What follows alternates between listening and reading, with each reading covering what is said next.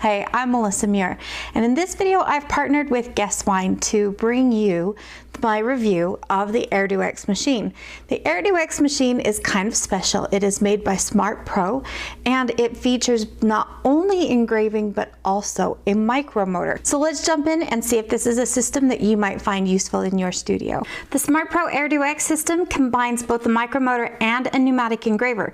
The thing that's kind of cool about this is that the compressor is on the inside, so I do not need an external air compressor. That makes this thing very quiet. Also, this is it. Look at how big this is. It's tiny. The micromotor features a brush type motor handpiece. This is going to top out at about 35,000 RPM, more than plenty for what I do as a jeweler. The micromotor comes with a plastic cradle, so you should make sure you store that in there. This is a quick change, which means there's a 3/32 inch collet installed. Similar to other engraving machines, there are two hand pieces available. You're going to need to check to find out which one the machine will come with. Just like my other engraving units, I like to have multiple hand pieces because they can each do different jobs better. Where this machine really shines is stone setting. I was able to do a lot of stone setting techniques with this. Everything from flush setting, bead setting, to heavy bezel setting as well. And one of my favorite things to do, especially with that lighter handpiece, which is why I would want both of them, is when I did a bright cut around my stones.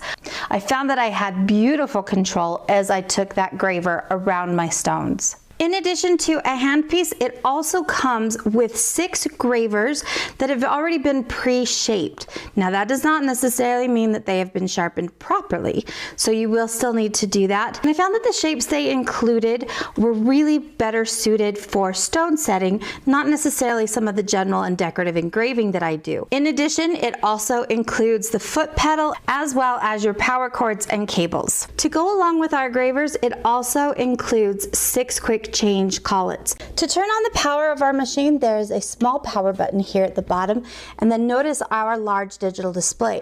It's going to tell us a couple of things. Which accessory are we using and how are we using it? Then I also have the option here to switch between the engraver as well as the micromotor. I have a forward and reverse, and then the ports for either putting in my engraving handpiece or my micromotor handpiece.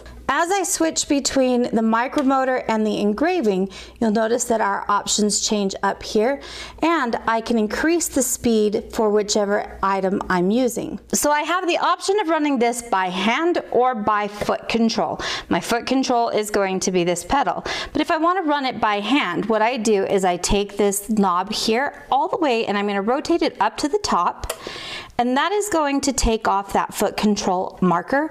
And now I can switch it over, and it's ready to start this with my speed. And you can hear the speed on my micromotor.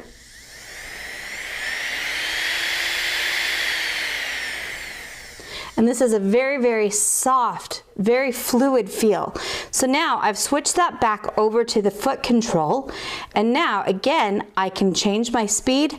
Nothing happens with my micromotor until I actuate it with the foot pedal.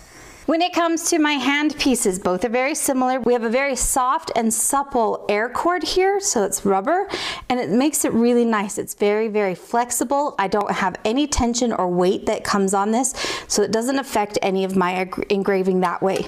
To plug this in, I'm just going to take the end of the hose and put it into this port, and we're gonna switch to our engraving. Once again, I can change the speed of this as well as taking this to that hand control. So when I do that, I'm gonna switch this back over. Notice that my little foot pedal went off. And now when I change the speed, you'll hear this start to knock. Okay, and that will allow me to control the speed here by hand. And notice I can go pretty slow to very, very quickly. I'm going to switch this back over to the foot pedal, and now I am going to set my speed, and once again I can control that now with the foot pedal. To insert one of the quick change collets, all I need to do is line up the notch and insert that, and that helps to secure it, makes it so it doesn't rotate around, and I'm ready to go. All right, so that's the machine. As you can see, it's quite well thought out as far as the capabilities of this. Now the micromotor is going to go up to 35,000 RPM. The hand pieces for the engraving are going to go from 240 to 8,000 strokes per minute. So it's quite quick, but it's still not quite the same speed as what some other engraving units have. So you really have to spend some time with it. And once you do, you'll find how it works and how to control that. I was still able to do my decorative engraving. I did a lot with stone setting, and I think it really shines in that area, like I said. I also really liked the fact that it had the built-in micromotor. I like the fact that this is small, it's portable. I can take it between studios very, very easily. And I only need one piece of equipment to do two jobs, both that micromotor drilling and polishing, as well as then my engraving and stone setting. So for the cost, it is fantastic, especially for those of you who think that maybe you would like to try to do some engraving. Having that pneumatic pressure behind that graver really helps and makes a difference. At least it does for me. There is definitely more of a learning curve to this machine versus some of the others, but again, I think that the benefits of this machine kind of outweigh that, and this is a great starting point for people who are just wanting to get into this.